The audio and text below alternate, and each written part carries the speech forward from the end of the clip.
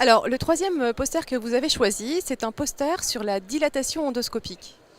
Exactement, donc c'est la dilatation endoscopique, c'est une procédure maintenant de routine, je dirais, chez les patients qui présentent une symptomatologie occlusive, donc qui ont des douleurs abdominales liées à un rétrécissement au niveau de l'intestin.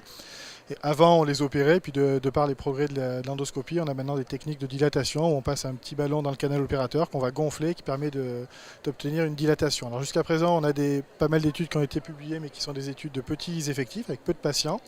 Et l'avantage de ce travail, c'est qu'il a compilé un bon nombre d'études, ce qui permet d'obtenir un total de 1500 maladies de Crohn, soit un peu plus de 3500 procédures de dilatation endoscopique, donc ce qui nous permet d'avoir des résultats plus robustes sur l'efficacité de ces traitements.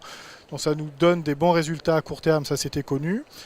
Ça nous montre que les séances de dilatation sont le plus souvent effectuées au niveau de l'iléon terminal, qui est l'une des zones classiquement atteintes au cours de la maladie de Crohn, et que les résultats sont d'autant plus efficaces qu'il s'agit d'une sténose sur une anastomose, c'est-à-dire une zone déjà opérée, qui a été suturée, qui se rétrécit à nouveau. C'est vraiment là où on a les meilleurs résultats, et ça c'est vraiment ce qu'on voit en pratique clinique, comparativement aux sténoses inflammatoires, où là on sait qu'on va être moins bon.